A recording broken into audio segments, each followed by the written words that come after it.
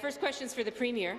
The Premier's secret plot to interfere in municipal elections is the act of a bully, not a leader. He never campaigned on it, Speaker. He never consulted anyone on it, and now he has no mandate whatsoever to inflict his own will on the people of Toronto, Niagara, Peel, York and Muskoka, with the most anti-democratic action that this province has seen in years.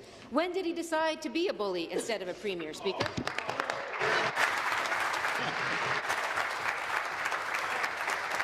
Ask the Premier to take a seat.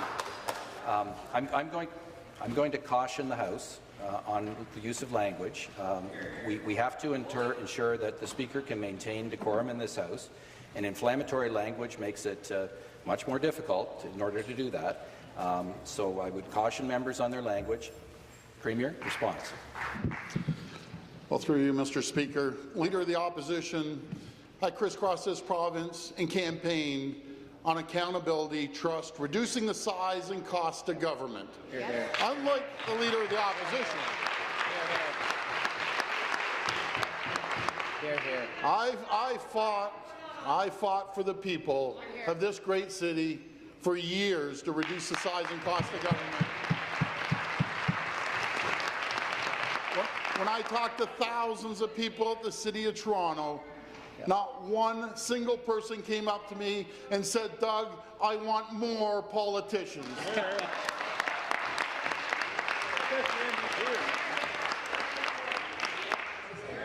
They want less politicians. They want that money to go to priorities that matter to them. They want to make sure the $25 million that are saved are going to go to infrastructure, transit. That's a gridlock. It's gridlock just like that City Hall's been gridlock for decades. Thank you. Stop the clock.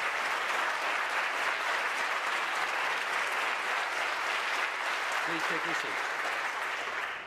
Start the clock. Supplementary. The Premier cooked up his backroom plot to steal power from the people and kept it hidden from 14 million Ontarians for the entire election campaign. There was no consultation and no fair process, and that means that today there's absolutely no legitimate mandate for this Premier to cancel regional elections and rip up Toronto's wards. Why is this Premier inflicting his will on millions of voters when he never told them the truth about what he was going to do? I'm going to ask the Leader of the Opposition to withdraw. Withdraw, Speaker. Response.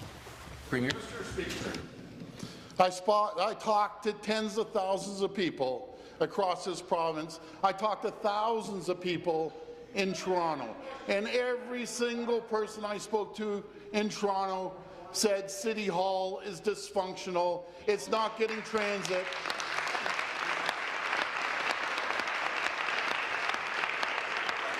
It has not even put a shovel in the ground for transit over 20 years.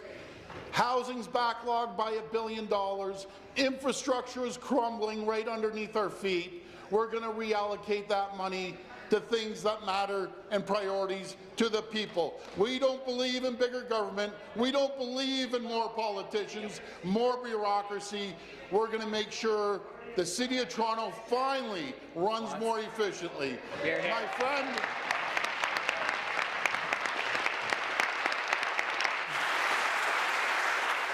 Stop the clock. Final supplementary.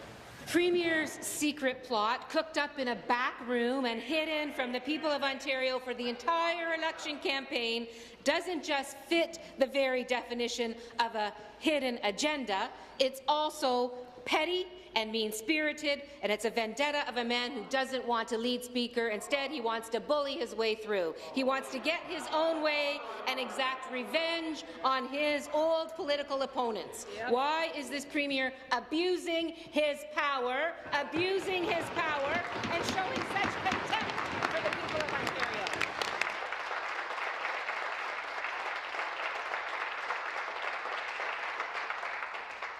Response. through you, Mr. Speaker, the difference between myself and the Leader of the Opposition, the Leader of the Opposition wants to talk about bullying. I'll tell you the definition of bullying when it comes to the Leader of the Opposition. cutting 7,000 jobs, laying 7,000 jobs at the Pickering Power Station. They'd still be looking how to put food on their table if it was up to you. We're reducing council by 25 politicians, 22 politicians, should be 25, 22 politicians. That people love the idea. Yep. Out of anything I've ever done in politics, I've never had a better response than I've had about reducing the size and cost of government. My friends, even my neighbor. Take your seat. Take your seat. Premier will take his seat. Stop the clock.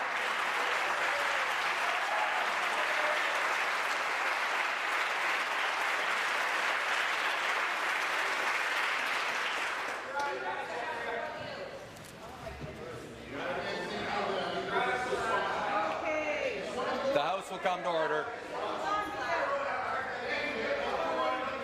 The House will come to order.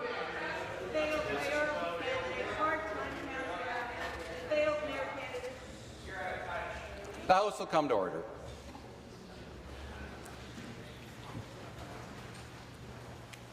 Thank you. Next question, Leader of the Opposition. Thank you, Speaker. My next question is for the Premier. The Premier's plot to undermine Toronto City Council and stop elections in Peel, York, Niagara and Muskoka is an assault to our democracy. It robs people of their voice.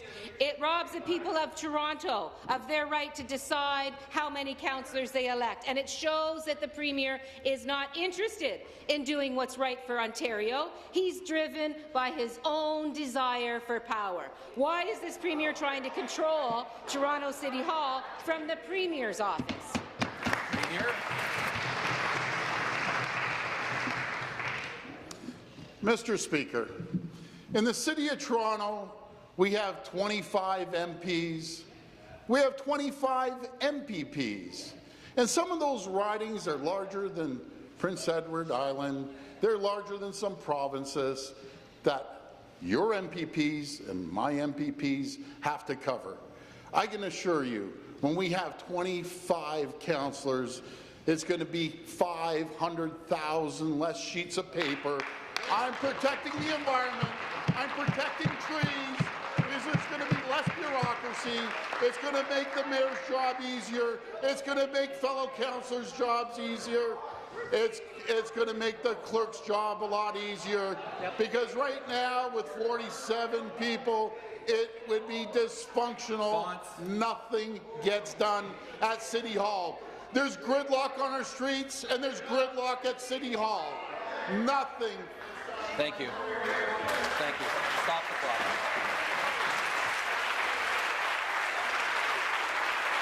Take your seats, please. Restart the clock. Supplementary. The number of councillors that Toronto needs to serve the people of this city is a decision that belongs to the people of this city, Speaker. But this Premier doesn't care. All he cares about is inflicting his will and his own whims on the people of this city. Why is this Premier trying to rig local elections, Speaker, just to put more power in his own hands? Premier.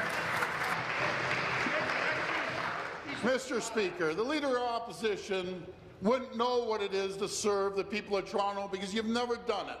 You've never went out there. You've never talked to the people of Toronto. Let's do a little comparison here. We have Los Angeles at 4 million people. We're about half the size, and we have 47 councillors. Mr. Speaker, when I went to Los Angeles and I told the people we had 44 councillors, they said, how can you get anything done? Yeah. My answer is, we never got anything done. No one gets anything done because there's too many politicians, too many fiefdoms down there in the interest of themselves.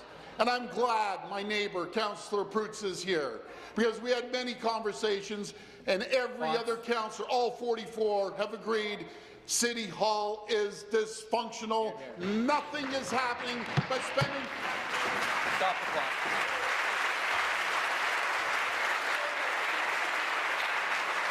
Members will please take their seats. Restart the clock. Final supplementary. Interfering in the middle of local elections to steal power away from the voters is not an act. He runs the House. I don't need any help, thank you. I have to ask the member to withdraw. What? Withdraw. Interfering in the middle of local elections to take power away from the voters is not active leadership, Speaker. It is an abuse of power. Taking revenge on political opponents does not show strength. It is a deeply chilling sign of weakness and insecurity. And hiding one's secret plans during an entire election campaign does not show respect for voters. It demonstrates utter contempt for the people of Ontario. Why is this Premier acting like a dictator? Premier? Oh,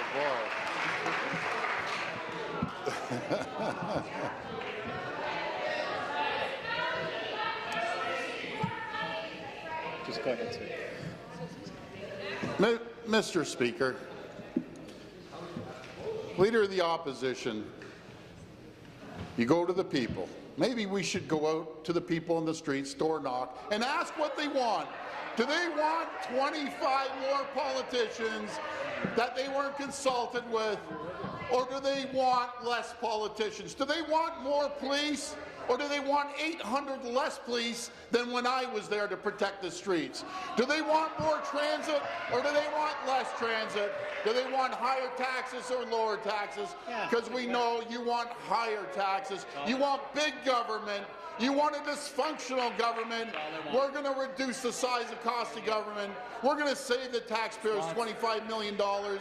And we're going to get things going for once and for all with transit. We will get this city moving again. Off the clock.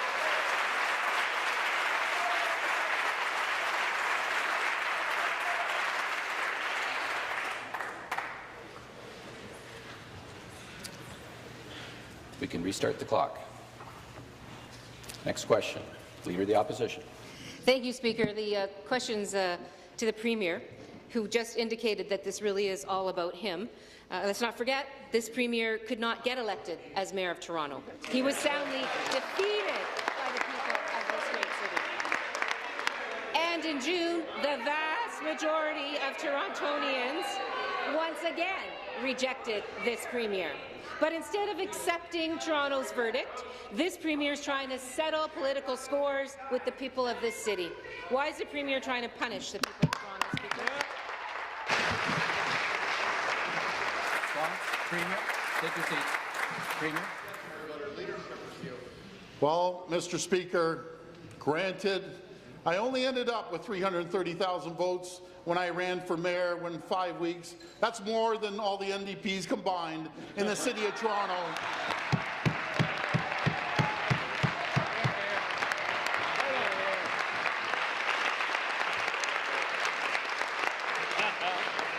And I think we did a pretty good job in the last provincial election. It's like throwing boulders in a glass house.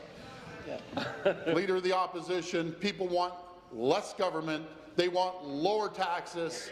We aren't going to be laying 7,000 people off like you were going to up in Pickering. We're going to create jobs. We're going to create transit. We're going to fix the infrastructure, and we're going to take care of the $1 billion backlogged of housing. People are sleeping on the streets because too much money is going to politicians, not into the taxpayer. Thank you. Stop the clock.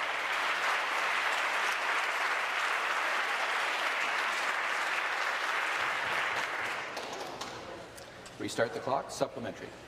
Well, I would dare say that most Ontarians and most Canadians want democracy, not dictatorship, Speaker. Democracy.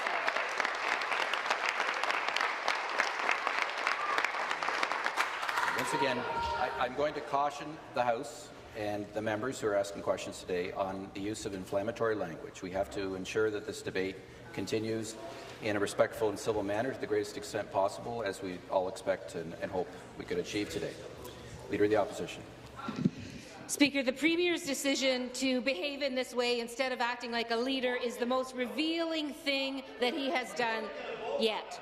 By keeping his plot secret for the entire election campaign, he has shown that his word is in fact worthless. He has revealed that he will steal power away from the people he disagrees with, and he will abuse his own office just... So I'm going to ask the Leader of the Opposition to withdraw. Withdraw. And he will abuse his own office to take mean-spirited revenge on his political opponents. Why does this Premier have no idea how to act like a Premier?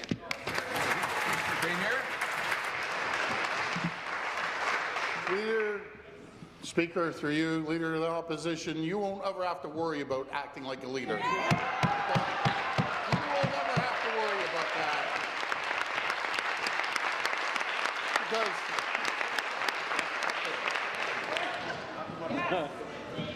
democracy took place on June the 7th, when the City of Toronto, the region of the Greater Toronto Area, the rest of the province decided they want smaller government, they want less taxes, they want lower hydro rates, they want accountability for the first time they've seen in the legend God knows how long. Leader of the Opposition, you're going to have a chance to vote on this. All the power to you. The people voted on June the 7th to make sure we start respecting the taxpayers, and that's exactly what we're going to do. Hear, hear.